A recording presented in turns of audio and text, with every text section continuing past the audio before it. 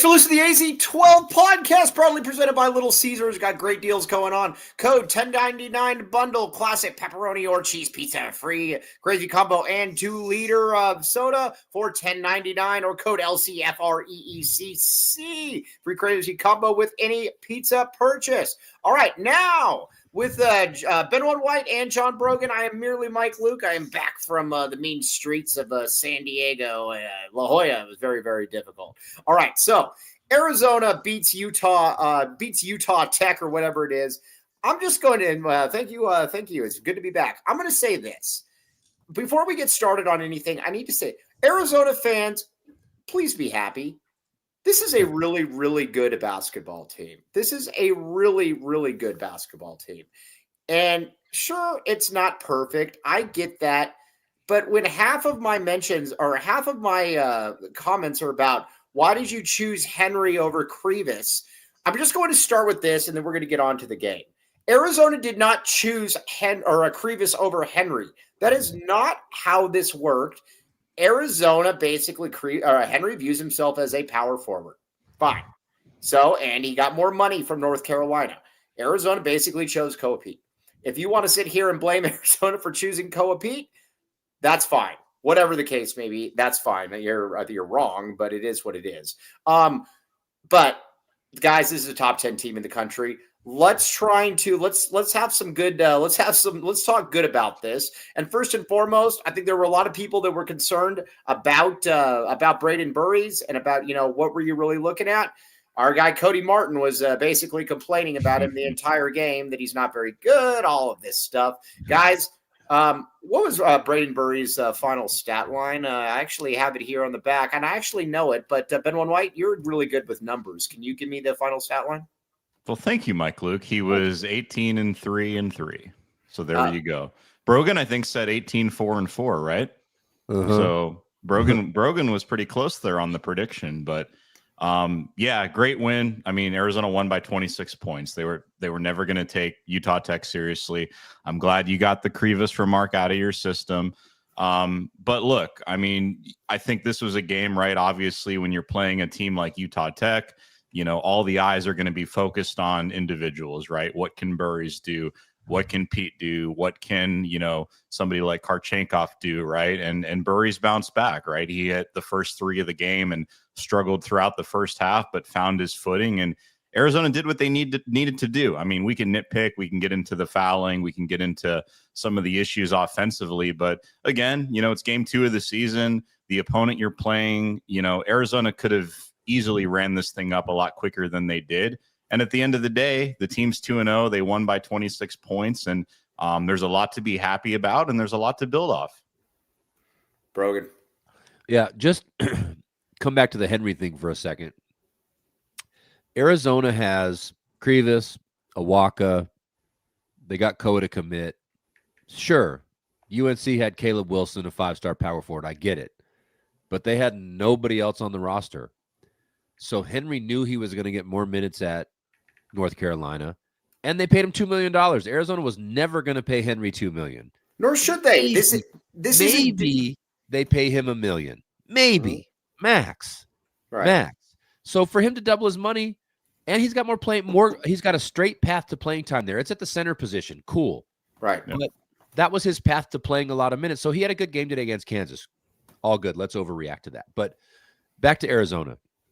To Ben's point, Arizona was never going to take Utah Tech super serious. So this wasn't a game where we were going to be up 40-10.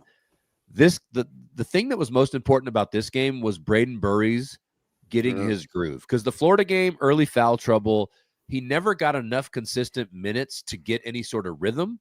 And so this was really strictly about how can we put the ball in his hands. He got a ton of minutes at the 1 when Bradley was on the bench, which is what they need. I think the Florida game taught us we need his ball handling on the floor late in game, whether he's an inbounder, whether he's getting the ball, making free throws, whatever the case may be. When he was off the floor, we turned the ball over twice, missed a free throw.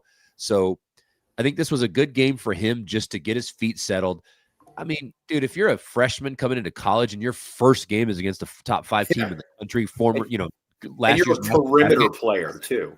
Yep. Right. That's a tough game as your first one. So this was a good game for him to get his feet settled, and we should expect him, to be that 12 to 14 point per game guy going forward at this point. All right, we got 2 super snaps in here. H. Fuchs, the great H. Fuchs. Can we address the Krivas overreactions? Already did it, my man. Jerry Reyes, the great Jerry Reyes, says, bear down. Maybe Dennis was right about Krivas. He'll be giving me paws and gloves all on that. I get it. Okay, but the big thing, though, that I want to talk about, though, is I want to stick on Braden Burries here for a minute. Arizona, in order for this team, because I do believe that this team can win a national championship. Will they? Probably not. But you could say that about any team in the country. They probably won't win it. But I believe that it's there. On the perimeter, though, and we're going to get to all the players, the one thing that you have to have is you've got to have that dynamic scorer on the wing. I think we know at this point what Jaden Bradley is going to be able to do, what Koa Pete can do. By the way, Koa Pete, we'll get to him. He's unreal. But you've got to have that third guy on the perimeter, and it needs to be Braden Burries. I mean, Yvonne's going to have some good games. ADO is going to have some good games. But this team needs Braden Burries to be that other guy. Listen, Koa Pete's always going to be the best player on the court for Arizona. I think within 2 games we can say that. But Burries is going to have nights where he has 20 points, where he really stresses that defense. And you saw today, and I think we've seen before, exactly what the case may be. This was really, really good. This was a really, really good situation here. Yeah, and I think you're going to continue to see that. And I think we have to remember, too, Florida, while it was a crazy, intense game, it was also a strange game, right? I mean, the only 5 threes for Arizona. It was just so easy for Koa Pete. And if it's working that way, it's hard to go away from it. So people want to say, oh, Burries struggled. He didn't have a great game. Well, in spots, I think that is true. I just think more so what you saw against Florida was it was hard for him to kind of get in rhythm and get set just because of what Koa Pete was doing and how well that was working. But no, I mean, you're exactly right. He's going to score, 15 to 20 a game. To your point, right? He is a good prospect, but at the same time, when it comes to athleticism, maybe not quite what people thought, right? Right. But at the same time, he's going to be Arizona's second best player, third best player, right? Somewhere in that bracket. And I would expect that to continue. I think it was a little bit challenging to begin the game just because, and you saw it again in the second half, but there were just so many fouls, and it felt like Arizona was just trying to push the tempo like they always do, and they weren't able to do that. And when Burries did get the ball, they would really zone in on him, Utah Tech, or he wasn't quite getting the look he wanted. But once he stopped realizing, I don't need the perfect shot, I don't need to be picky, I can just kind of put my head down and force some steals, get to the rim, he was fine. And you saw that open up in the second half, whereas I think in the first half, he was hunting more a little bit for his shot. And, that's going to be given in any of these kind of non-conference games. A lot of guys are going to be a little bit more selfish and try to get theirs. Not that that's a bad thing, but, Burries really figured it out there in the second half and things opened up, and that's only going to continue at this point. What do you got there, Brogan? Yeah, I think for me, this was the second game where you're kind of like, Arizona's not really playing great. They're fouling a lot, not making a ton of shots. And then before you know it, they got 90 points. Right.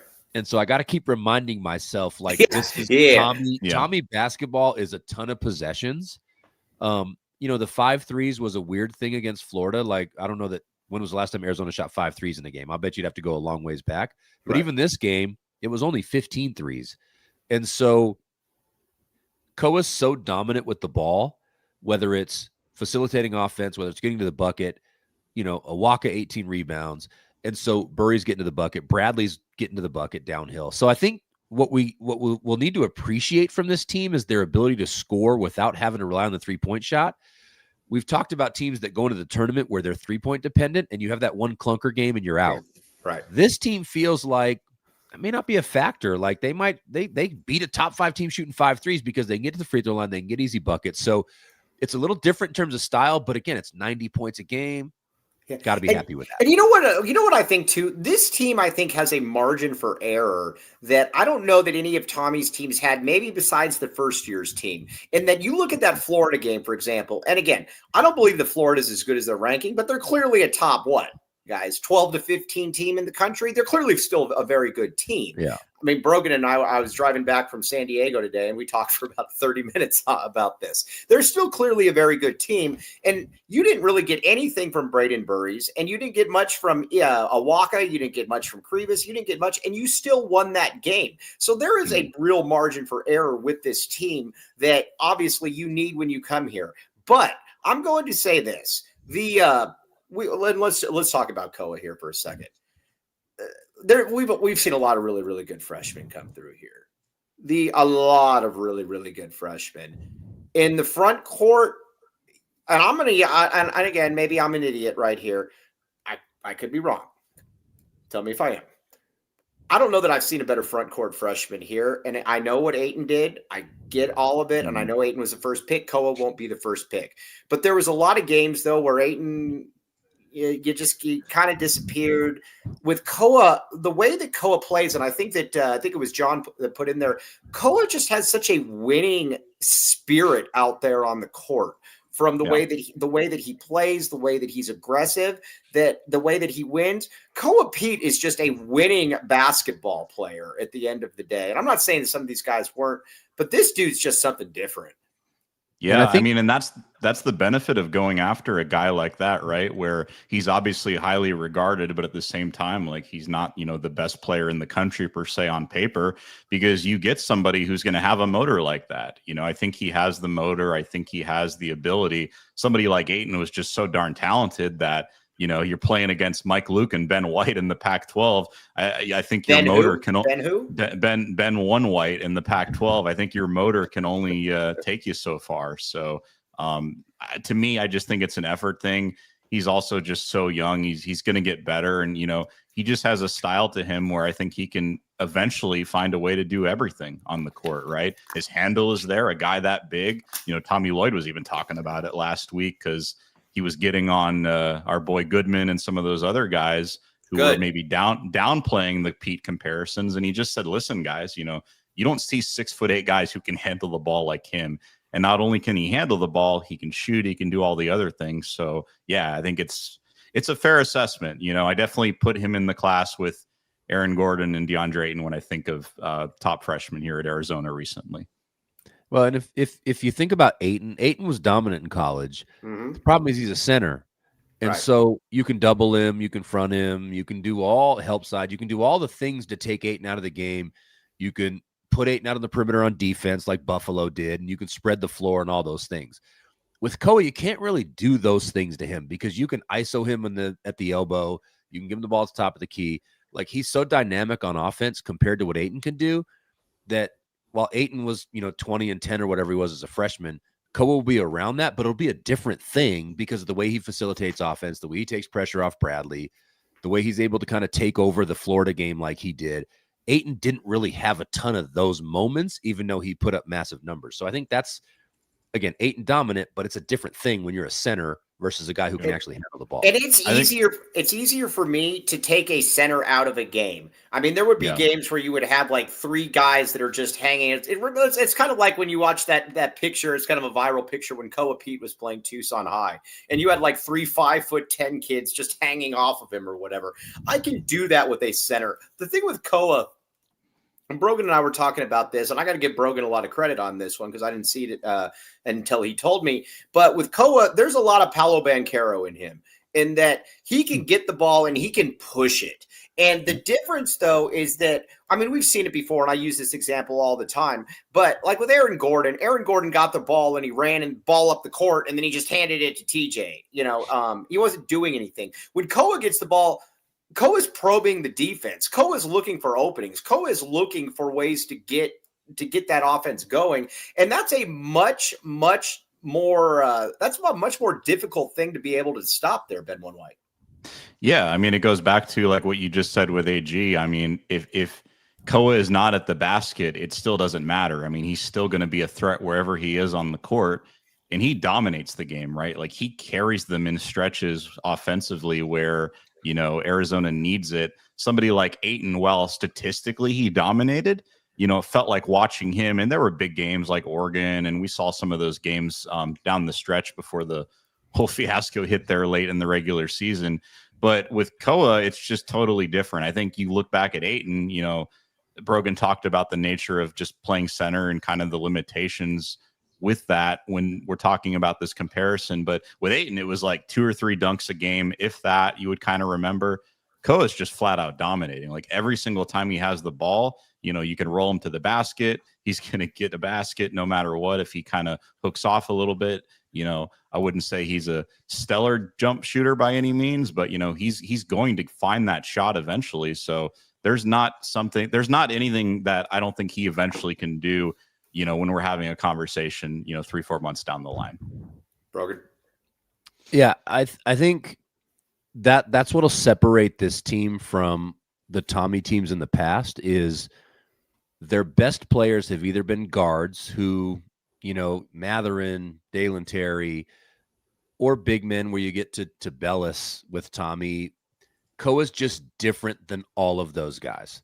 And this is the first player that Lloyd's had where it's like, oh, okay, this guy can take over a game. He can handle the ball well enough, but he's also a big. We don't have to rely on, Caleb Love making 6 threes in a game or going 0 for 9 in a game. Right. And so I think in my mind, that's what sets Koa apart is he's the most different thing Tommy's ever had. And then you complement that with Jaden Bradley, who's disrespected to be left off all the all-conference lists because he's probably going to end up being all-conference in the Big 12. And so a good buddy of mine didn't see him becoming this kind of player. Well, I said he wouldn't be Jamal Shed last year, technically. This year we didn't talk about that, but that's a different story. But the point more is this is a different team than Tommy's ever had because of how dynamic Koa is. If Burries continues to be what he was tonight, less of what he was against Florida, Bradley continues to be what he is, which I think for Bradley, I think the biggest thing for him is with Caleb Love gone and Burries being a freshman, he takes more of that alpha role in the backcourt, whereas last year, that was Caleb's role, so he was always going to defer, except for spurts in games. But we saw in the Florida game, he doesn't have to defer to anybody. In the backcourt, he can just go all game and go get you 25. Right. And so I think that'll elevate him to something that we maybe didn't see in him. And then you combine that with Koa, and if that's your 1-2 punch, you're great. You just need everybody else to be solid, and this team can go far. There was a comparison that was brought up there, and I want to get to that. And I because I think it's a good point. By the way, good seeing you all in the chat. Okay, but for let's get a couple reads in here. Got to pay the bills. Got to pay the bills. What do we got, Cody? Talk to me. Man, I really love this bottom line thing right here. All right, Baggins, everybody. Baggins. We got to thank Ben One White. Ben One White was prowling around Vegas. We don't even know what Ben One White was doing that whole time.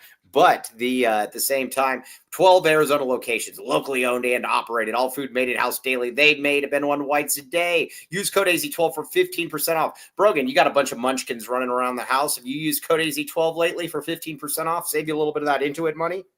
When we do go to Baggins, we do use it. We haven't been there in a while. I've been out of town for the last week, but now that I'm back, we'll have to see. Yeah, I was going to say, Dennis Walsh, we need some real times. I'm back in Tucson. Get the bag, baby. Join our VIP text club. Text Baggins to 877-797-0444, and you can get in there, and you can get any of that stuff.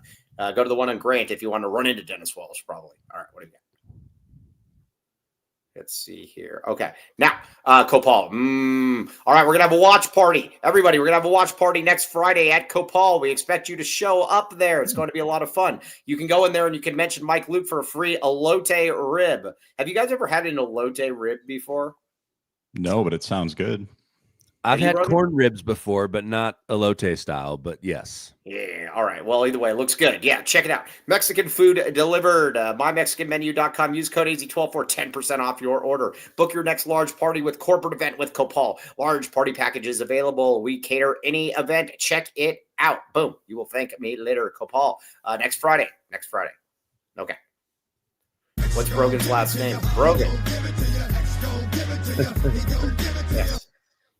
Okay, yeah. All right, now, let's see. Comfort X HVAC. Do you guys have air conditioning?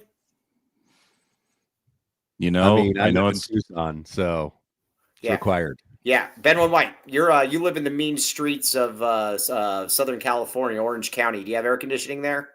I do, and it's funny you bring that up. A listener came up to me in Vegas and said, he always talks about how you live in the mean streets of Calabasas, one, is that true? And two, I've only been to that area a few times, but isn't that like one of the nicest areas of Los Angeles? I'm like, yes, that's where the just Kardashians are from. Yes. Yeah, I can't tell you. We had like 2 or 3 people come up and introduce themselves to Ben One White and say, "Is this Ben One White?" And I said, "Yes, this is Ben One White." And didn't one guy ask you why they call you Ben One White? Yeah, 2 people did. Mm-hmm. Oh, well, either way, but we don't call him that because he doesn't have air conditioning. That's just Kobe Thiel. Either way, check it out.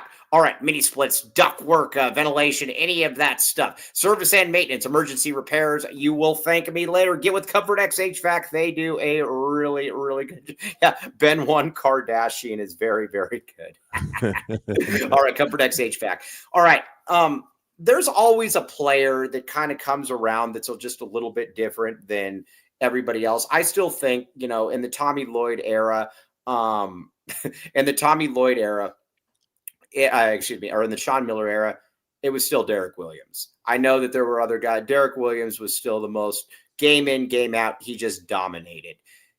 And it's a little bit of a different player, but at the same time, I can kind of see a little bit of that comparison with Derek Williams and Koa Pete, and that he is just physically, he is just too overpowering for people to deal with. He's too quick. He's too skilled. There's nothing that you can really do with him. Now, again, is he every game going to be, 22-10?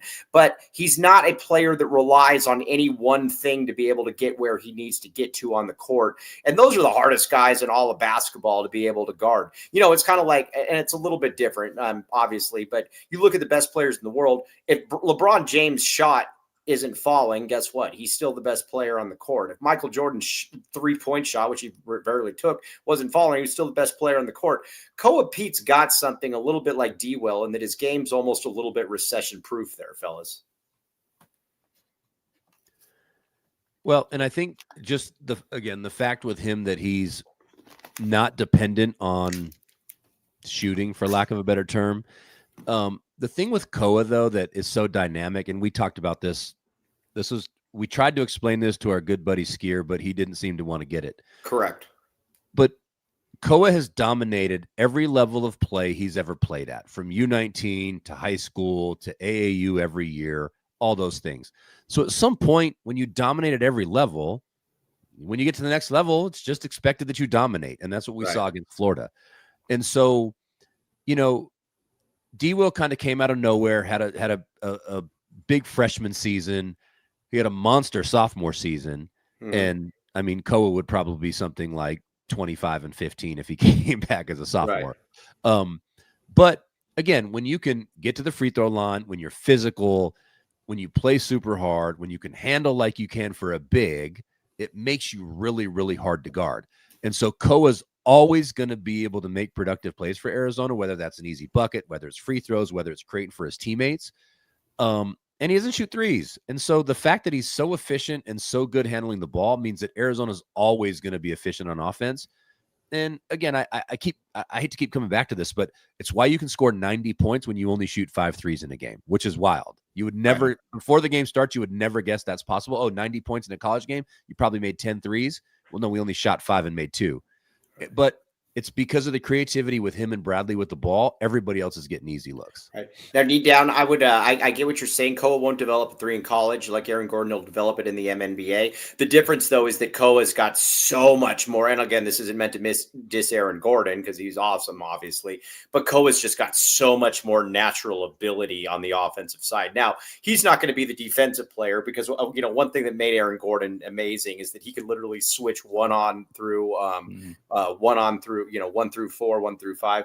And, he's not going to ever be able to do that. But offensively, these guys are light years different, Ben White.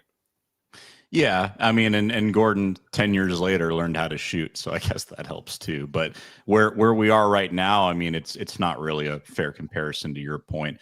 And Brogan was talking about, right, like all the things that he can do, handle, shoot. But I think the big thing that goes underrated, and you're going to continue to see this, and you saw it in stretches today, is he's going to create a lot of decoys so other guys can get their opportunities. ADO at 18 points, a sneaky 18 points, if you ask me.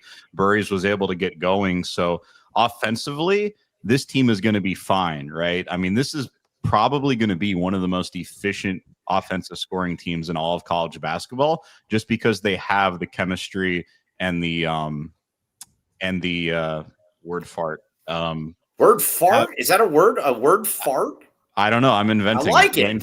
Brain fart, word fart, whatever the case may be. They have the makeup of a team that can do a lot of different things, right? And it all starts with Pete. Have you ever seen this? Yes. If I gave you one of these fart ninjas for the kids, Brogan, would you give it to them? No, I have like 5 of those types of things already. Are they still selling those at Costco? Yeah, they're great. Yeah, they're great. Okay, ADO. All right, ADO. Now it is kind of funny. Word fart's a great term. It is kind of funny, and I will say this, and I don't know that it's unique to any fan base, but it seems like every year there's somebody that people have to just crap on, and that we got to find one guy that we have to hate. I'm going to say this. Last year was ADO. This year it's obviously Krivas. ADO is, and remind me to get back to JJ on that one. That's a great question. ADO is going to serve a very good purpose this season. There's a lot of people that, were worried that ADO for some reason was going to play 25 minutes per game. He's come back. He's stronger. With the coaches said in the offseason that they felt that he would be a better defender. ADO is going to be a very, very useful player on this team. Somehow there's always going to be, there's going to be some games that won't be good for him, but is it just me or does Brogan, he looks physically a little different out there. I liked him. You and I think we're bigger ADO fans than most people, but he looks even better this year than he has in the past. Yeah. And the easiest thing to do in this is to expect the best out of every single player Arizona gets, right? It's why we're all fans. It's why we're all homers. It's why Arizona's the greatest at everything. When you watch ADO play, it's easy to see offensively how he fits in like the greater game of basketball. Like he can shoot it, obviously. He can handle it enough. He's creative around the basket, right? Pretty he can decent make passer in different ways. Pretty good passer. And so early on for me, it was like, okay, his defense, he tries hard on defense, which is all you can ask for, but he's not going to be an awesome defender. But he's a little more physical this year. It looks like he got a little stronger. He's a little better on defense. But I think more importantly, the team around him is better, and you've got more facilitation in general. Like last year, you had Bradley passing the ball, but Love would average 4 assists a game, but Love was getting an assist because he couldn't get a shot. But that was his role, right? That's not a bad thing. But this year, the ball just moves and flows. Koa's looking to distribute. Bradley's looking to distribute. Now ADO can just kind of settle into his natural role, which is, let me score some points for this team, not give up too many on defense, and I'm a great role player type dude. I have no issues with him on the team whatsoever. Right. And when we've been bigger fans of him, Udafo, I think, put it really well. ADO is, and he had this knack even last year. He is a very, very good lob passer. There were a couple games last year where he would dribble into the paint, get double team, and then throw it back up for a dunk to somebody. This year, he's got somebody in Koa Pete that can absolutely finish it. $4.99 super snap. By the way, I got to get these other super snaps in there. I do apologize. The great Andre Veras, very appreciative of Andre Veras. Nice try in the endorsement. Won't happen. Not on my watch. So, Brogan, are you saying Koa is better than Trey? I think Brogan said that without saying it. I mean, if you give me tournament Trey against Kentucky, it's close, but I'm going to go with Koa. All right, John Taylor, when is an AZ watch party in Phoenix? Working on that, my friend. Hopefully this year. JJ Solano, great question. Agree to disagree? This is the best team since 2014. I believe it is. Now, you could say that, Mike, you're just being biased. The reason that I believe that this team is a better team than Tommy's first year's team is that Tommy's first year team still had a glaring weakness. And if they ran, there were certain teams that they'd always be able to beat. But when they ran into a team that could pressure you with the ball, they just didn't have enough ball handlers. And in basketball, if you don't have ball handlers, that is going to be an issue. And you saw with Houston, and I know people will say, well, Kerr was hurt. It doesn't matter to me that Kerr was hurt. That team was not beating that team. That team was going to get punked either way, yeah. This team, Jaden Bradley, is a different animal entirely, as is, and I think you're going to see that Braden Burries is very similar to that. They have better ball handlers at this point than I think probably any of Tommy's teams did. So I don't really worry about that. Wait a second. I love Caleb Love. Caleb Love's probably my favorite player, one of my favorite players ever here. But I think it's certainly the most well-rounded team, and I think it's the team that has the most potential upside. In terms of Tommy teams, I don't think it's even close. I mean, you have so much talent, you have so much versatility, and it just goes back to efficiency, right? Like, it doesn't take a lot of shots. Going back to ADO though, like, you guys are spot on in that, there is significant improvement. I'm not saying he's a good defender, don't quote me there, but he can stay out there, right? He's not getting beat on possessions where you have to immediately pull him out. And there are going to be some times, right? I think I tweeted jokingly, like, haters can't hate tonight about ADO.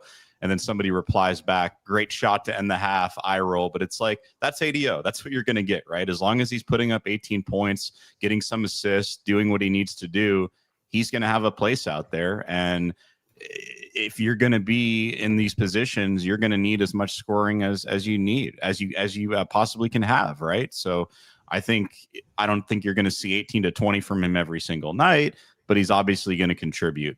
For me, in terms of best team, I think it's the best team since 14-15. Maybe some people would say in terms of roster talent, obviously not result because they lost to Buffalo, maybe the 17-18 team, but that team had a lot of flaws as well and everything that went on in the season. So to me, this is the best Arizona team that you've seen in 11 years for sure. The 17-18 team was weird to me because on paper, it was awesome. It had a lot of star power, but there were a lot of guys that I just don't know were winning basketball players. They were really good players, but there were a lot of games where Aiden just kind of disappeared. He was great as he was. Yeah. There was also, Trier, like Raleigh Alkins. I don't know that those guys were necessarily winning basketball players. And I don't mean that in a negative. I mean, I guess I do mean it in a negative light, but yeah, but Brogan, like, what do you think about that?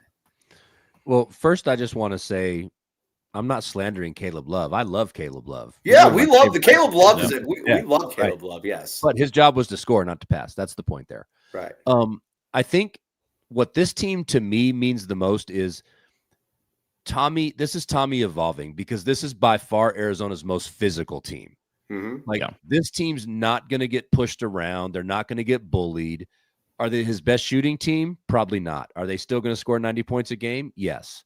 Do they foul a little too much early in the season? For sure. Will they correct that? Hopefully. But I think Tommy's learned from his tournament experience, which is we've got to be a physically tough team. And I think against Florida, you saw that early. They're big across the board. I mean, Karchenkov, Aristode, Koa, Awaka, Krivas. Like, they just got a whole bunch of big physical players. And then Bradley is a physical guard. So I think their strength is going to be physicality and size and kind of overwhelming you with that. Also one of Ben's strengths. Mm-hmm. Absolutely. But it's what allows them to not have to rely on 3-point shots. But I think it's shown Tommy's evolution of like, okay, I had a bunch of shooters and some soft dudes with Tabellis and Kerr and Boswell and things like that. And that didn't really get me into the tournament. So I'm going to go opposite, just go overly physical. Kind of the way Houston is, but a lot more offensive and a lot less defensive, Meisner, the great Meisner, my guy. Mike coming after Raleigh is a crazy take. I did not think I'd hear that tonight. I'm not really coming after him. All I'm saying is that, Raleigh was a limited basketball player. He could do some really good things, but he's a limited basketball player. He didn't really have a position either because he was undersized. He was more of a forward, but wasn't really a shooter. But he was a good guy. Well, he was a good basketball player. All right, Scott, I think Scott's trolling, but I'll just address this once. He's saying that Jaden Bradley can't shoot and he just gets lucky when he's around. My man, I'm going to tell you this. What you're watching right now is not a fluke. He's one of the best guards and one of the best point guards in all of college basketball. He is going to sometimes you just got to see what you're going to see. I mean, look at him last year. He was 12-4 last year or something like that. He's going to be a lot better this year. And we can visit this throughout the season. That's, like I said, that's just a bad team. He sure does get lucky a lot. That's crazy how lucky he gets all the time. How come I can't be that lucky all the time? 27 points is just so lucky. Right. Yes. And the thing about it too, I think it was Florida. I mean, Al Golden. I was going to say Al Golden. Todd Golden's. Yeah, Al Golden, the he was a Miami coach, not the yeah. Yep. But he's like, yeah, we didn't have an answer for him. I mean, I guess he just got really, really lucky. So yes, all right, let's get to we'll get a couple reads in here, and let's get a couple reads in here, and then we're gonna get back to it. We got some super snaps coming in here, super snaps. All right, yeah. All right, now the Tucson Family Food Project. Now, this is a really good cause. Check it out: Direct Aid Plus Life Skills Development, Cooking, Nutrition, Education. Currently, 255 meal kits per week. 2026, 1,000 goal, 1,000 meal kits per week. Donations made with AZ12 comments will be matched, cumulative up to $10,000. Our friend Cheryl does an amazing job. We very much think we are forever indebted to Cheryl. Tucson Family Food Project. Check it out. Okay. All right, RJ's Frozen Cactus. Now, all right, Red Hot Sports Ice Cold Beer. And Scott, nobody's beating you up. All I'm saying is that it's just relentlessly negative. That's all. Okay, but huge parking lot you could park a jet in. Dennis Walsh is in here. Dennis Walsh has talked about parking his jet. Did you know that you can back a jet or you can't back a jet? They don't go into reverse, guys. Did you know that?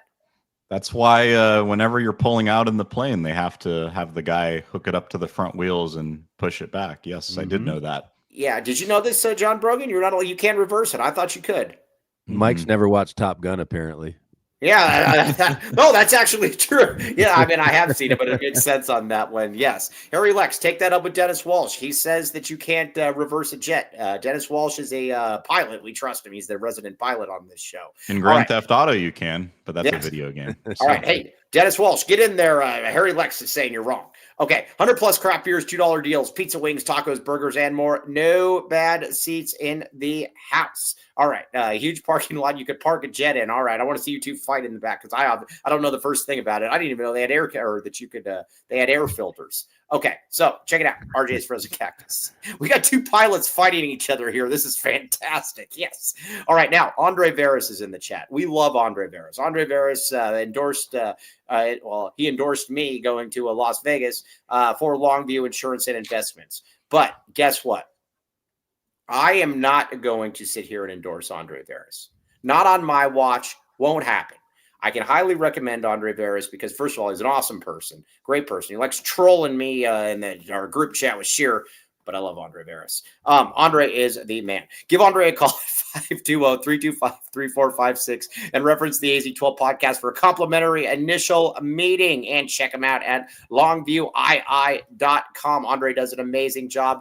Another one, forever indebted to the great Andre Veras. Okay. Yeah, I'm not going to lie. I am actually kind of interested in the sidebar between two pilots arguing about this. Okay, let's get to a couple super snaps right here. All right, let's see here. Last one was JJ Solano. Udifo, ADO, best lob thrower. Yes. Now, Stutcho says, any way we can, for $5, any way we can subpoena Ben One White's March 2024 phone records. We all know he made that call. Ben One White, there's a lot of skeptical people that you, that would require a lawsuit, and I don't know exactly what you. Why don't you just give us your phone records then, and we can see?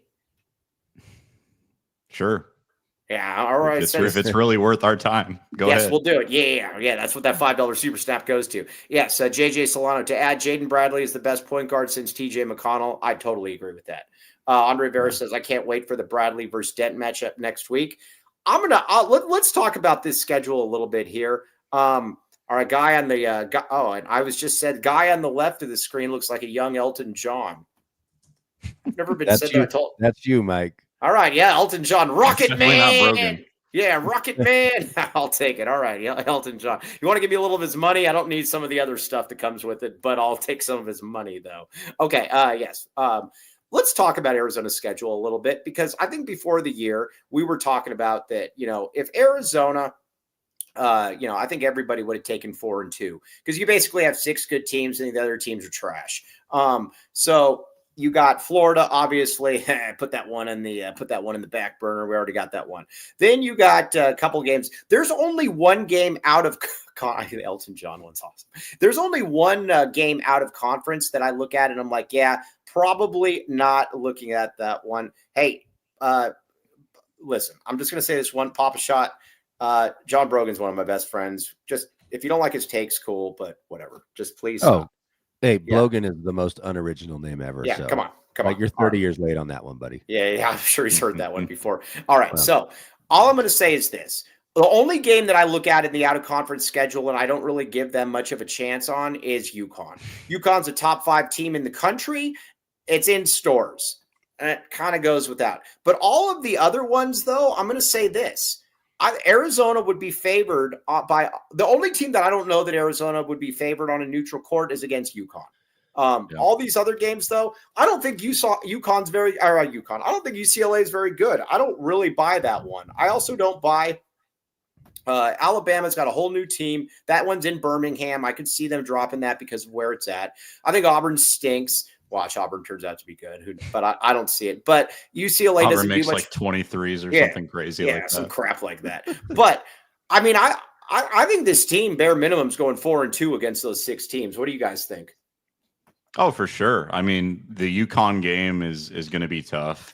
UCLA, I'm watching them kind of in the background. They obviously lost their first game.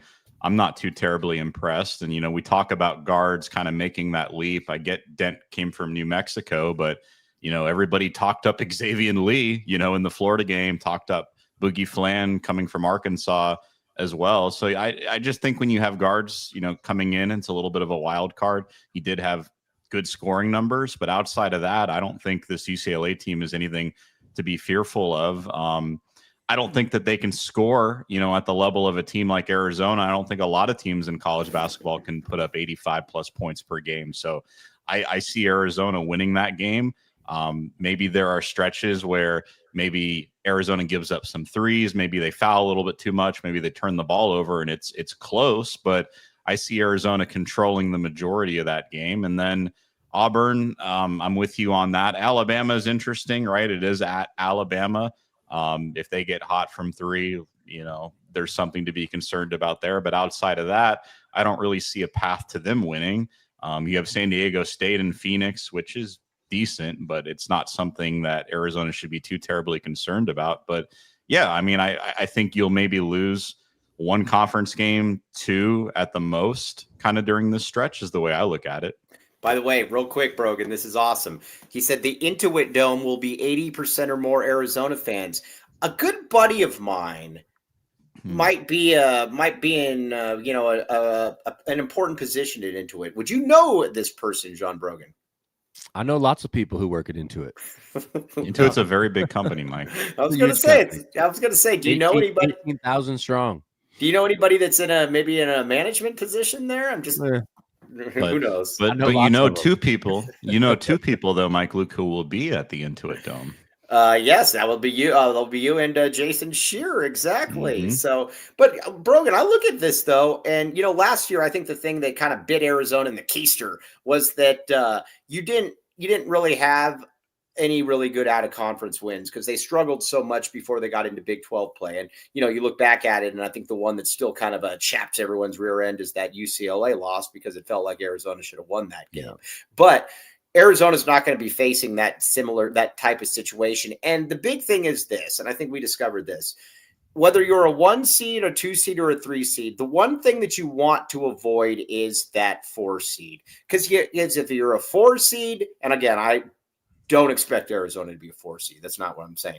But if you're a 4 seed, you don't know. You could end up with the matchup against the best team in the country. And for Arizona last year, that was Duke. I still believe that Duke was probably the best team in the country, even though they didn't win the title. And that was a matchup that Arizona was never going to win just because Duke was a better basketball team. I think that Arizona could have beaten any 2 seed. As a matter of fact, I would have picked them against any 2 seed. But you want to avoid that 4 seed because you don't want to have to face that team as long as possible. Arizona, if they take care of that, is going to be just fine. Yeah, and the UCLA game is going to be a good game for Arizona because the Florida game, while it was an ugly game, it was up-tempo, and it was Arizona style. Florida plays up-tempo. It's Golden style. UCLA is going to be a slow the game down, and they're going to try. I mean, you think about the Tommy UCLA games of the past. They're multiple games in the 50s, multiple games in the 60s. And so it's a good game for Arizona to be in where they can be in kind of a clunker to see if they can win a game in the 60s. What I think bodes great for Arizona is if they get past UCLA, which I think they will. I think they'll actually be favored in that game. They lose to UConn. That's going to be a tough game at UConn. Right. But then when they get to December, that's when you got Auburn, Alabama, San Diego State. So if they can find a way to win those three, which they're going to go 2-1 at minimum, but probably win those three. But then their first 7 conference games, they're going to be pretty good, like double-digit favorites in most of those games. Yeah. All of a sudden, you're looking at a top 5 ranked team in the country because there's going to be losses and things that happen. Arizona going to that BYU game is going to be 2nd, 3rd, 4th in the country at that point. Right. So if they get past UCLA, they can lose to UConn, cool. But then there's a huge run of like 15 games in a row they can win, which will. And you want to stack those. And you want to, let's be honest, you want to stack those wins because then I hate when this happens. Watch this real quick. All right, I'm back. Okay. You want to stack as many wins because there's also a 7 to 8 game window in the Big 12 where it's kind of a murderer's row. And like you said, so you want to take care of as many wins out of conference as you can. You also want to be able to take care of as many in conference games in that first 7 or 8. There's a lot of wins to be had here. And like I said, the only one that I look at on the schedule and I just don't give us much of a chance is the UConn game. But I mean, I'll also say this though. I don't look at Arizona and say they have no chance against UConn though either. So I don't want to, put that in there as well. But you've got you could theoretically go into the back half of that Big 12 season or that Big 12 schedule where you're a top 4 team in the country. And I think that's a realistic goal, guys. Yeah. I mean, you could easily be a team that only loses 3 or 4 regular season games, at the end of the year. I agree with you on UConn. Let's also talk about Houston, right? Because, I think Houston obviously is the favorite, but when Arizona's played Houston the last few times, granted different team, they were in the game for, a good 2/3 of it. So it's not like Arizona doesn't know how to play tough. And I think with the way this roster is constructed and the options you have, I think it's going to be a little bit different this time around. And, maybe if you find a way to win at Houston, right? We're kind of at that point in the regular season where it's the end of February. Teams are maybe a little bit on autopilot just because they've been beating other teams left and right, depending on their schedule. It's going to certainly be the case for Houston, just how good they are. Maybe you find a way to try to upset that team on the road, and that gets a lot of people thinking about you as well. All right. Gustav 1965. Shira messaged me about this. I need you to get a picture of this woman. A lady yelled at me at the women's game last night for wearing my AZ12 t-shirt. She said Luke hates U of A women's hoops. I'm being serious. I have never said that. What? She is a liar. I don't like Adia Barnes. They're not synonymous with each other. So give me a picture next time. We'll handle this. All right. Go ahead, Brogan. That's fine. Well, my favorite words from Colin Cowherd is I love women and I love hoops, but that doesn't mean I have to love women's hoops. Yeah, it's just not necessarily my thing, but it doesn't mean that I hate the women's basketball. It's just not my thing. That's all. If Arizona can go on a run, then they've got the back half of the Big 12, which is at Kansas, at home against Tech, at home against BYU, at Houston, at Baylor, at home against Kansas. Mm-hmm. All those games are in a row. Right. At that point, if they go 3-3 in those games, they're going to have so many good wins and not many bad losses where they'll pretty much be locked into that 1-2 seed conversation. Again, they beat UCLA, lose to UConn, go on that long run. They can afford to go 500 in that stretch and still lock up a huge seed in the tournament. So it's all of that momentum pretty much guarantees they're not a 4 seed as long as they don't completely tank at the end of the Big 12 season. And they're going to have so many good wins on their resume. I mean, and and let's be honest, there were games last year where I looked at it and there were certain matchups, whether it was on a neutral court or whether it was away. Now, it's probably a bad comparison because Arizona played Houston tough in, 2 games, so I can't really sit here and say that. But I just never really felt that Arizona was going to beat Houston. I thought they could keep the games close. Houston just had a little bit more than Arizona did. Duke, for example, thought Arizona could play Duke tough. I thought, they did play Duke tough. They did, yeah. Duke was just better. I don't look around college basketball right now. And again, we're early on in the season, but I don't look around college basketball right now and say, man, Arizona, that team's just clearly better than Arizona. I haven't seen that team yet. Now, maybe that team does emerge, but last year there was probably 4 or 5, 6 teams that you're like, all right, they're better. They're better than us. Guys, I haven't seen that team yet this year. And just looking on paper, I don't know that team's out there. Maybe it is. Yeah. But by this time last year, I think we knew kind of, all right, well, Arizona could be good, but there's going to be some issues. Brogan, I don't look at this team right now and say that there's any team in the country that I would take on paper over. And again, I could just be being biased, being a homer, but I haven't seen that team yet. Well, and I think the problem is at this stage of the season, there's only been 3 or 4 matchups where it's like, oh, okay, these are 2 good teams actually playing each other. You had Duke, Texas, which Texas was clearly outgunned. Right. Texas will be good with Sean. Like they're going to get, they've got money. He can recruit, he can coach. They're going to get good. Yeah. And then you had Kansas, North Carolina. I think Kansas found out how not good they are when Darren Peterson's not doing everything for them. I think they found that out today. Yes. North Carolina looks like they've got talent, but they've also got Hubert Davis, so they look like typical North Carolina. I don't take them seriously because of Hubert Davis. Yeah, but everybody else that's supposed to be good, St. John's, Purdue, all these teams, like they haven't played anybody yet. So I think in another week and a half, then you'll start to see some of these matchups happen. I think Michigan State's playing Arkansas. Arizona's got UCLA coming up, UConn. Like there's some big games happening to where, okay, the dust will settle where there's going to be 4 or 5 teams where you're like, all right, these are the ones that in that clear top tier. Then there's about 15 in the next. And how our UCLA UConn games go will kind of determine where we shuffle in. I think what's a little bit different too, Mike, and I'm curious if you agree, right? Is like we've talked about teams in the past where it's like, oh, they're just better, or Arizona's going to have a matchup problem. They do match up well. Right. I think there are going to be instances when you look at a team like UConn and some of these other teams that may be true, but when you have somebody like Koa Pete, aren't you thinking in the back of your head like, yeah, Arizona's not as good. Yeah, UConn matches up better across the board, most positions. But if Koa Pete can find a way to break out and have a crazy game, Arizona's got a shot. I just think when you have somebody like him who's such a difference maker, it makes you a contender on top of the way you play already when you face a team like UConn, Purdue, Houston, whatever the case may be. I just think it's a little bit different there. Yeah. And, like I said, so we'll see. And maybe that team is out there. Let's use Michigan for an example. I think Michigan's a good basketball team. I do. And I think it is funny, though. I was telling Brogan, shows you this. So I'm driving home today, and I'm telling Brogan, I'm asking him, I'm like, who do you think, is there a big man in the country that's clearly better than Koa? And he was thinking about it, and I was like, probably the Axelberg guy or whatever his name is. And they were like, dude, he had 8 and 4, and he came off the bench. So that one is, that one's a question. That one's a question mark. I don't know that there's clearly, a better one, but I'll extrapolate that out to team success, though. We'll find out.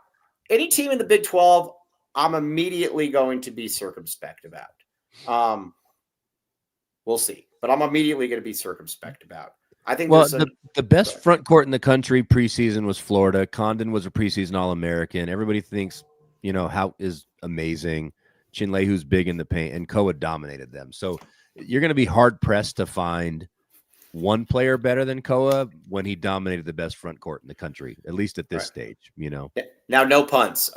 Respectfully, you're wrong. Duke wasn't that great. You just drank the flag Kool-Aid. They had a lot. Really good. First of all, he was really, really, really good. Second of all, they had a lot more than just him. You had Concanipple, which is a top 5-6 pick. You had Malawatch, who was a top 10 pick. You had across the board Tyrese Proctor. I think they had 4 lottery picks, right? Something like that. Mm-hmm. I'll say this. I think Arizona last year had one guy that might start for Duke, and that was probably Caleb. I can't think of anybody else that would start. So Duke was awesome. But this isn't the same Duke team this year. Even the teams that I think could be really good, St. John's, you got 10,000 new players on those teams. A lot of these guys are just bringing in new players. And Brogan, I got to give you a lot of credit. Houston, everybody loves Houston. Sounds like a name of a sitcom. Everybody loves Houston. But appreciate you, Gustav. You are the man. But I'll take Arizona's roster. I think Arizona's got a better roster. I think that with Houston, there's going to be games where they just can't score. And when you've got Tugler, when you got Cenac, and you got a freshman small forward, I don't know that there's enough offense right there. Well, and their Uzan is awesome. Uzan, whatever his name is, he's awesome. Right. Sharp, I think, is a good role player, shooter. But he's a role player. Can't do much. Tugler, again, he had 9 points in their first game. He actually made a 3, which is interesting to me. It's the middle finger to you. Right? If you're depending on him to be Juwan Roberts, that's a problem to me. And so now what it boils down to is they're dependent on 3 freshmen. Senac's a top 10 player, that's fine. But Fleming's the point guard and Harwell the shooting guard. Like, that's tough. Like, guys who come into college who are ranked 25th in the country in the high school rankings, those guys are a coin flip if they're going to be impact players in college or not. And so for them to have to bank on 2 of those, like Senac will probably be good. But again, if he's 11-4, nobody will be surprised because kind of that's what some centers do. And so I don't know. I think they're too dependent on freshmen and too dependent on role players for them to be top 2 or 3 in the country. They're awesome because Samson's awesome, but I don't see that top 2, 3 thing. All right. Okay. So Flag is overhyped. No, he's not. Okay. So now it was asked up here real quick. Is it Ben 1 White, Ben -1 White, or no? Here's what we think it is. We decided on this in Vegas. It's like Jean-Claude Van Damme. Ben -1 White. It's Ben 1 White. It's like French, except it's all one word, right? Ben 1 White. Yeah, Ben 1 White. Yeah. That's no what commas, no dashes, no pauses. Yeah, there's all one. Yeah. And a lot of these teams lost a lot. So, and like Andy Bryant just said, he goes, "You play the tournament 10 times last year. Everybody's picking Duke." I mean, I would pick Duke again. I'm sorry. I think if you were to play Ben Juan White, we've turned Ben into a Puerto Rican overnight. Ben Juan Whitez. Okay, let's get a couple reads in here because I do want to get back to the Braden Burries thing because I think that was the biggest thing out of here. All right, we have some. Hey, you're gonna like this. You guys are gonna like this in there. We have some good news. We have some big news on Aris Dental. This is for you, Dennis Walsh. This is not Land the Man with the Master Plan sister. We have confirmed it is not. This was all crap. We love Land the Man with the Master Plan, not his sister.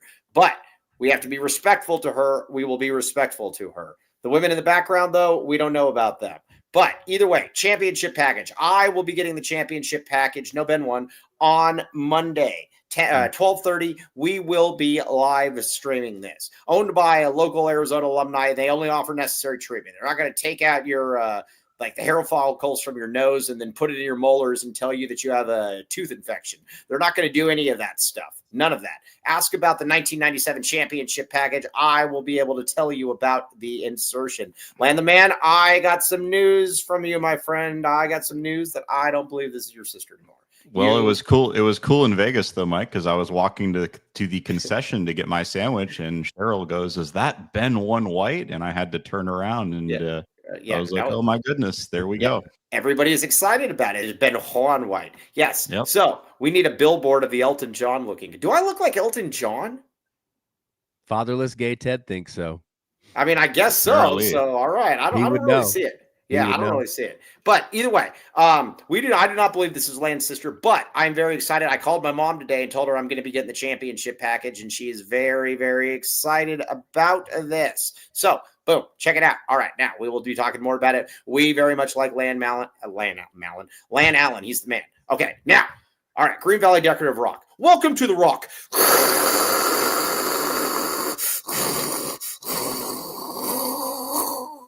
Ben, you step to the plate. See, it's just so good. I can't top it. No. You did it. You did it in Vegas. You could do it again. You're not too cool for this. Do it.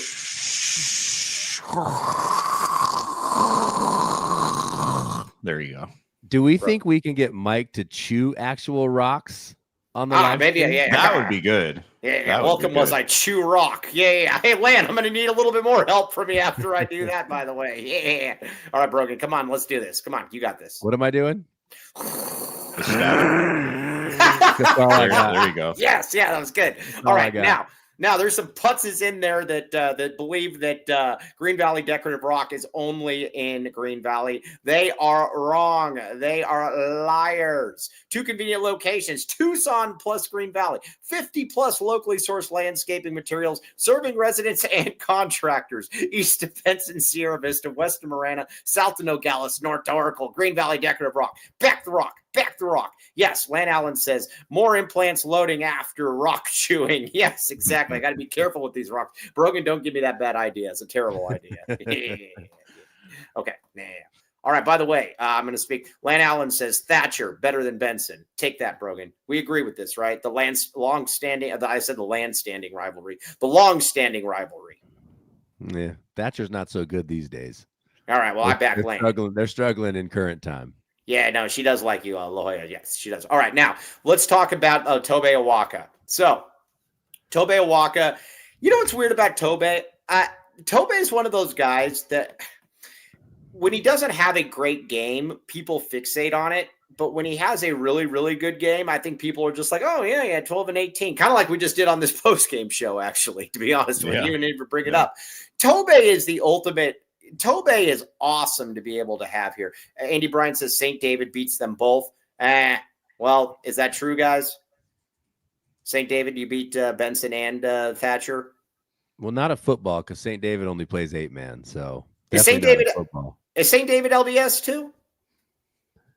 It's predominantly LDS, yes. Okay, gotcha. All right. Okay.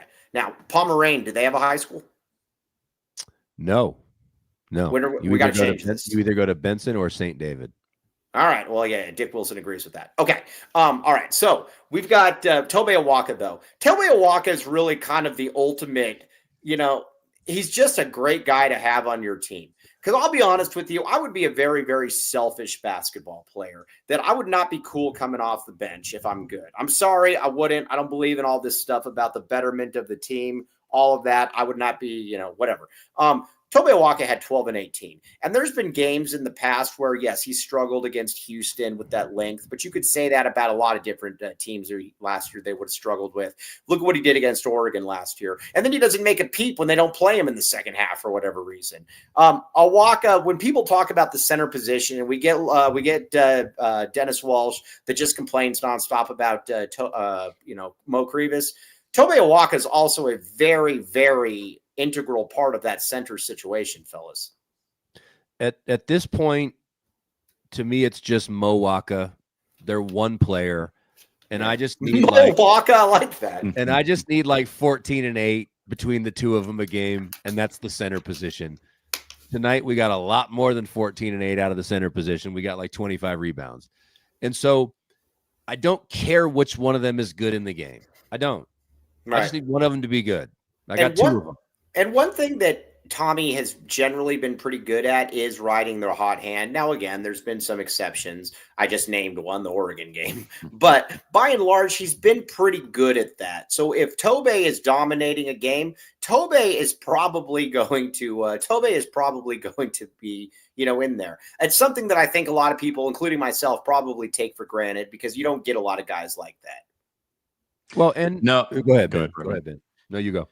No. I mean, the thing is, right? Like a lot of today, obviously 12 and 18. It just, when you're playing a team in Utah Tech, where I think their biggest guy is like 6'7", that's where he's going to excel, right? When teams are a little bit quicker, maybe they're a little bit undersized, like he can get to the basket and get those boards. But as long as he's creating second chance opportunities for Arizona, like that's all you need. And there are going to be nights where we don't necessarily see the numbers that you saw today, but as long as he can get you, 7 to 8 points, 3 or 4 rebounds, and to your point, Brogan, Crevis does the rest. However the rebounds come at this point, it doesn't have to be pretty. That's what we're looking for. That's the position on the team, right, where I don't think, it's the perfect scenario, but at the same time, you have two guys. They both have flaws, but at the same time, they're very, very capable. I'm going to say this. Like, when I see Waka, I see one of the strongest players I've ever seen here. This looks like a type of guy that would go up to Monsoon Auto and be able to pick up like 3 cars that are going to be fixed and put back out on the street, or put out on the streets and to a lucky person that purchases a car, and he's going to pick them up because he is that strong. He's going to be able to go to Monsoon Auto and do just that.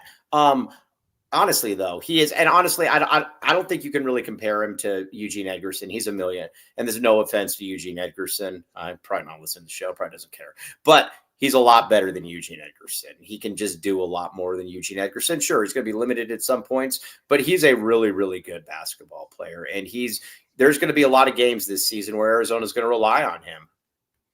Well, if you look back to the Florida game, they had 13 points, 13 boards, 3 blocks.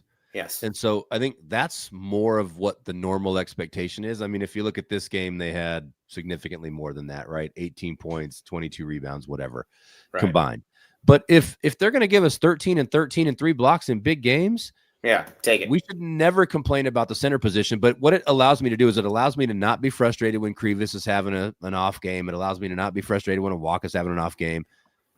Again, Koa is going to be Koa. We'll get rotation guys at the power forward spot. I'm good there. But at the center spot, these 2 guys just need to be solid.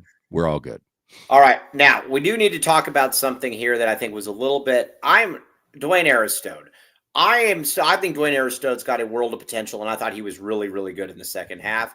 And I think that people are a little bit overreacting to Dwayne Aristode at this point. You know, you got to remember one thing. First of all, he hasn't played basketball in a year. One thing, though, that we got bad intel on, John Brogan messaged this during. Here is no shooting guard in Dwayne Aristode. None. And that is not a problem. The guy is 6'8", 230 pounds. He is not a shooting guard. He is a small forward, and there is nothing wrong with that. But I do think, though, that you can still watch how he moves. You can still watch how he handles the ball. Guys, he's going to be a good basketball player. He hasn't played in a year. I think I'll put it to you like this. Next year, if he's your starting small forward and he's an all Big 12 guy, would either one of you be surprised in the least? No, because if ADO can do it, he can certainly do it. ADL's not all conference. Well, if ADL's all conference Big 12. Not all conference, but like a respectable starting. Yeah, true. A respectable starting. We're winning some NBA games at that point. Yes. Brogan thoughts. Yeah, with Aristode, again, he's a 3, maybe a small 4. But you can tell now when he's playing in the games, you can tell he hasn't played in a year because he's very, very passive. Yes. Gets the ball, reverses it, dribbles up the court, hands it off. Like, he hasn't gotten any confidence yet because he hasn't played in so long. Second half, though, it was nice. It looked like it started to come alive a little bit. Yeah, better for sure. But again, if you're 6'8", 230 pounds as a freshman, then there's only upside for him in the future. So we can't have all these guys be so good they go to the NBA. Right. Like some of these guys coming back next year is going to actually be really good for Arizona. What's a worse take? That he's a shooting guard, or that Tobe Awaka is a first-round draft pick? Probably Awaka, but it's close. Yeah, it's not. One's hard because there's no first-round pick in him ever. There's not. So again, but either way. Very happy to have both of them. Yes, very happy to have both of them. Awaka, yes, that made me laugh. Okay, now let's talk about Dick Wilson, though, real quick. LOL, Dick Wilson's taking over this chat right now. Dick Wilson has known, John, you've known Dick for a long time. This is true. Pause. I've known Dick Wilson. Yeah. I've known Dick Wilson for a long time. Yeah, 40 years maybe. Wow. All right. 40 years. Dang. Yeah, but you were saying, though, that you didn't know why he goes by Dick, because is his name like Bob or something, or like. I mean, I know him as Yogi personally, but he's Dick Wilson to the chat. All right, yeah. We have a Derek Williams, the original, but we have the original D Will. This D Will right there. Yes, smartest person in the chat. Yeah, I mean, I'll give him a lot of credit. All right, now. We also are a football school as well. We need to be clear about this. So we're going to talk a few minutes of football. Everybody, don't leave the chat, please. But Arizona, Kansas tomorrow. I am back in the A on this one. I think if Arizona wins, I'm going to tell you something here as well. And I was actually talking with somebody on the staff about this. I said, if Arizona wins tomorrow, I will say that I believe that you all deserve another year. And then he says, if he's listening, he's probably going to get mad, but who cares? I'm not saying his name. But he said, so what happens if we lose by 30 points? And I said, well, I won't be saying that then. And I don't know what else to say in a situation like that. If you lose by 30 to Kansas and homecoming, I can't sit here and say, yes, you deserve another year after that. But that being said, joking aside, I mean, actually, I'm not joking. I said exactly that. But if you're 6-3, the offense is looking better. You get another year out at Noah. I think it's really hard to make the case that Brennan doesn't deserve a third year. Yeah. And look, I'm getting tired of jumping on the Brennan bandwagon, then off it, then on it, then off it. So if they smack Kansas up tomorrow, like I kind of think they're gonna, I think this is like a 15 to 20 point win tomorrow. It's homecoming, coming off the last game, like they're starting to click a little bit. Then the thing about keeping Brennan is it doesn't guarantee, but you most likely get Fafita back. They're obviously going to bring in his brother, and that. If you lose Fafita and Brennan at the same time, you're in full rebuild mode at that point because you have no QB, the portals, whatever it is, but they don't have a ton of money. So it's like if Brennan wins 7 games or maybe even 8 games, well, we kind of have to accept that that's a really, really good thing. Yeah. And we get Fafita back next year, and there's no reason why they can't win 6 to 8 more. The schedule's a little tougher, so I'll hedge it by 6 to 8. But if they smack up Kansas tomorrow, it's time to just get behind it and be what it is. Yeah, and accept the fact that fans aren't going to show up this year, but they're going to win games. And you know what? And if you hop back, we come back next year and they wet the bed, then we'll have another discussion. I'm just saying, and I'm not saying that I'm going to like extend him and give him a raise or anything. I'm just saying that I think it's Benoit. I think it's difficult to sit here and say that he probably doesn't deserve another year. That's all I'm going to say. But very clear though. If you lose to 30 by Kansas, you do not get that recommendation. I'm more likely to endorse Andre Veras at that point. Wow. That's saying something right there. Yeah. Look, Brennan is not perfect. We've all had our criticisms here on this show, but if they are bowl eligible, and not only that, when you look at the schedule at Cincinnati, that's going to be tough. But you're telling me you can at least get one win between Baylor and Arizona State? You're in a situation where 7 wins minimum, maybe 8. Yeah, it's hard to kind of back off from that. And at the same time, like, you want to keep Fafita. The roster turnover next year is going to be a little bit interesting, but at the same time, if you can build off of this year, it's not the worst thing in the world. And, my thing is always, right, when you look at all the openings, you look at the financials and everything behind the scenes, if you move on from Brennan, what is your answer? Is because if you don't have a good answer, right, you could easily be a 3 or 4 win team next year with a completely new roster. And now you're 4 to 5 years behind. That hole is even bigger. They've shown that they've made improvements, right? Noah Fafita is playing his best football, and there's no reason why they can't build on what they did last week. Yeah, so that's where I'm going to go. I know that I'm going to get beat up on that, but I don't care. By the way, I agree with you. Too busy waiting. I believe Bibby was the best freshman I've ever seen here. So our standards for football are so low, it's sad. I keep coming back to this, and we know somebody who's a friend of the show that basically got Rich Rod pushed out of here. And Rich Rod to me is what you could do with Rich Rod that was kind of the standard. I think if you win 6 or 7 games every season, and then every 5th year you have a really good season, that's what you want. So it's hard for me to sit here and say if Arizona wins 7 games or whatever the case may be, that you got to get rid of them. I mean, that's what, and again, I get what Dennis Walsh is saying. I would take all of these arguments if the Big 12 wasn't so bad, but we are in the Big 12, though. I mean, I'm not going to go into any power conference and say that Arizona has to win 9 games, and that's going to be so. I would say this, and you've talked about this. If 7 to 8 wins is not the acceptable result, I guess what is, right? Is it winning the conference or college football playoff or bust? Like, because to me, those are the only 2 alternatives at that point. Like, what is that?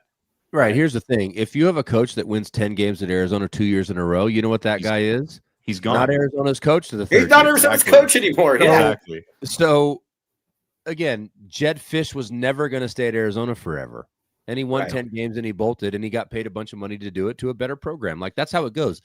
And that's magnified even more with NIL and how much they're paying coaches. Arizona's never going to pay their head football coach $8 to $15 million. They're just not. Like, they were going to bump Jed up to what, $6.5 million or whatever to get him somewhere in the neighborhood. And he went and got way more at Washington. So you kind of have to assume that 8 wins is kind of the standard. And if you sneak in 9 or 10 winning every year, you're good. Yeah. Just don't embarrass me. That's the only thing. I don't want the 3 in the last year was embarrassing. I can't have that again. That's all. We can't have an unwatchable team. Yeah. The thing about somebody like Brennan, for all the things I don't like about him, the one thing I think that the upside for him is if he does figure out how to win bigger at Arizona, I don't think he's in a hurry to leave like somebody like Jed was.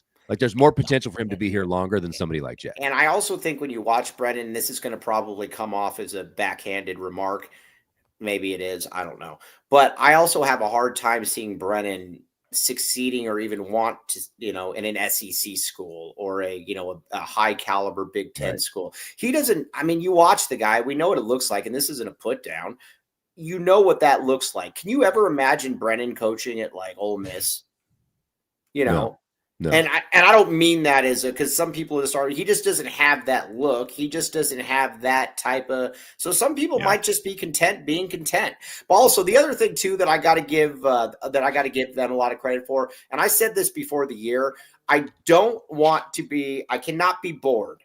I need to be entertained. I don't expect Arizona football to ever win a championship. But I need to be entertained. This year's team, especially offensively, has gotten better. It's not the crap we were watching last year where it's like, oh, gosh, I'd rather watch reruns of the Golden Girls or something.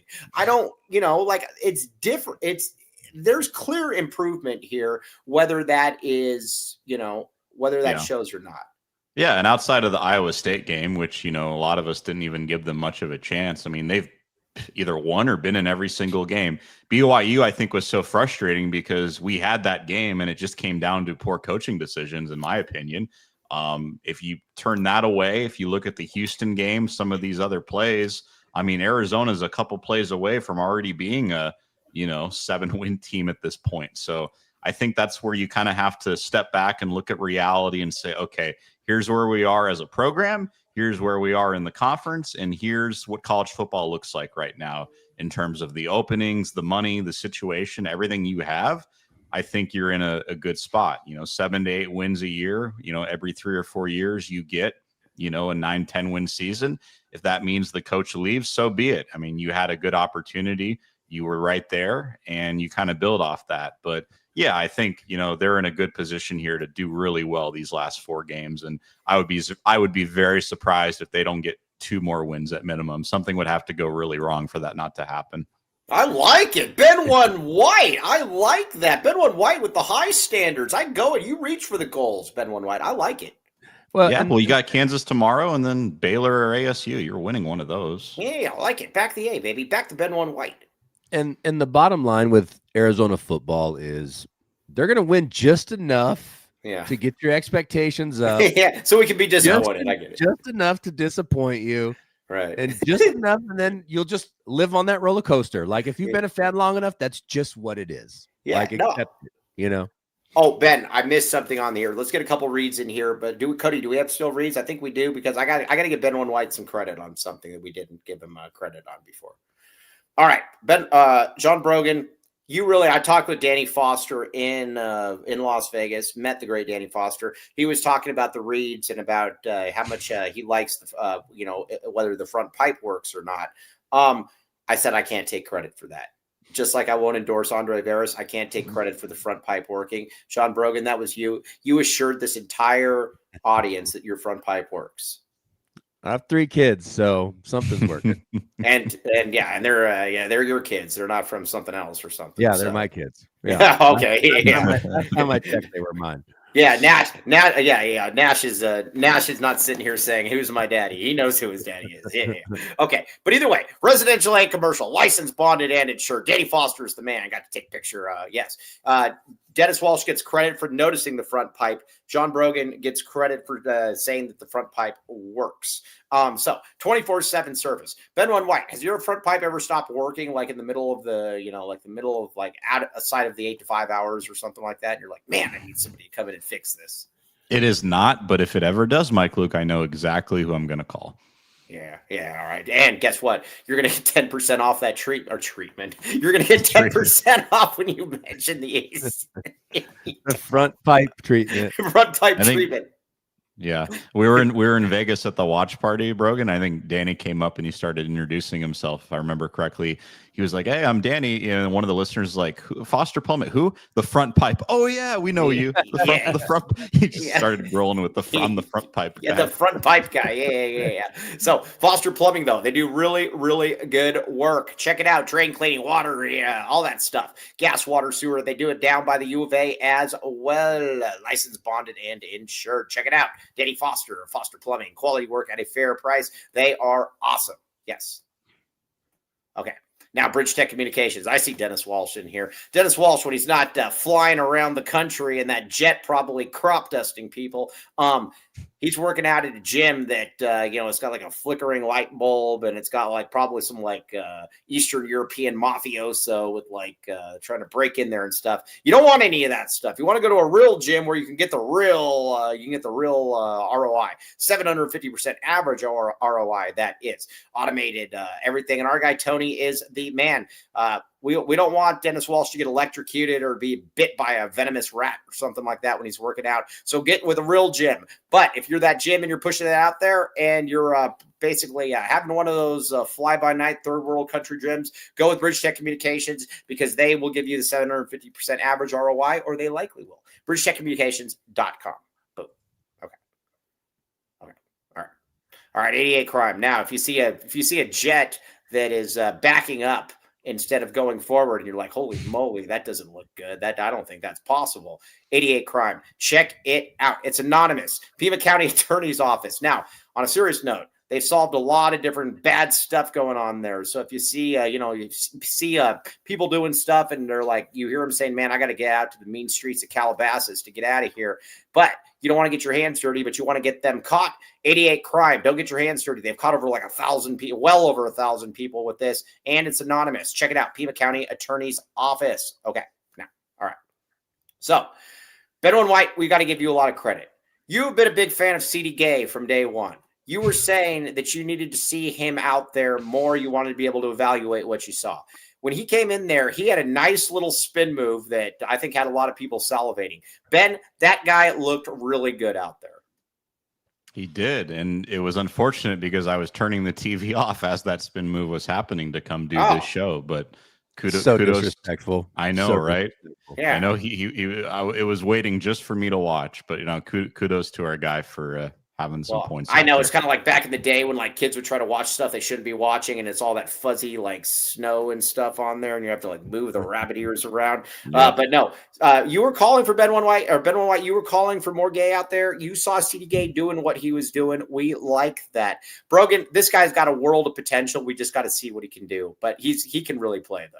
Well, and you, sorry, the chat's killing me right now. I think what you saw with him is he's going to be a great rebounder from day one. They took one of the rebounds away from him, so he needs to get physically stronger. But even the spin move shows potential. And so when you think about a Waka graduating, Koa going to the NBA, Krivas, maybe he comes back, maybe he goes overseas or something. But they're going to have somebody like next year who should be the starting center. Because I don't know why it can't be him. I could see him fly past Krivas. Exactly. He's got loads of potential. So I think he's one to get excited about for sure. Yeah, no, I think we can all share Ben's excitement on that when you see it, because again, that's a guy that I think, he's got a lot of potential. And we saw it though, too, when you look at his highlights, the way that he moves, the way that he just kind of can do everything, or he can contort. He's just, like I said, I think there's a lot of potential. You can really kind of mold him into that player that you want there, Ben. Agreed. Yeah. All right. Yeah. All right. Now, everybody out there, you guys are the best. We got a football show tomorrow, though, at what time's the game at? Like 1:30, 2:30? 1:30. All right, yeah, 1:30. So probably like 4:30 or something like that. And who knows? Maybe it's going to be one of two things. I'm either going to be saying the Ben One White, or not Ben One White. I'm either going to see that, say that they deserve another year, or I will be withholding that judgment if they lose by 30 points. It will be Yes, it will be that. But you won't say they don't deserve another year. You just will withhold the I judgment. will withhold judgment, but they will not be getting that Andre Veras type endorsement if they lose by 30 points to Kansas. That is all. That is all I'm going to say. Okay, so all right, I have UTP. I need to go to the game. Take that, Dennis Walsh. All right, John Brogan, we very much appreciate you. Ben One White, you are the man as well. Ben One White, you are the man. Hey, Ben One White, you want to be on the post game tomorrow? Putting me on the spot, huh? The great Tyler Warden is Tyler Warden's coming on, tomorrow. but you should come on as well, Ben One White. I'm just saying. Give us some thought. How about that?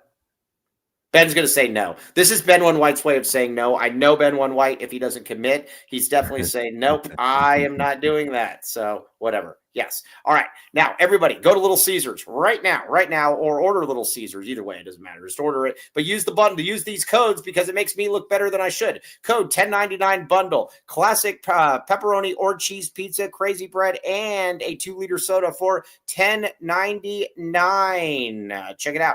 Now, code LCFREECC, free crazy combo with a pizza purchase. Okay. Now, OC Bodybuilders, the only thing I'm going to say is this. He says they deserve another year. Who wants to hire a coach in this cycle? I'm never going to call for somebody to be fired, but I'm going to say this. If Arizona loses out their last, 4 games or whatever it is, it's going to be hard for me to say, yeah, let's hop back on the wagon and let's do this one again.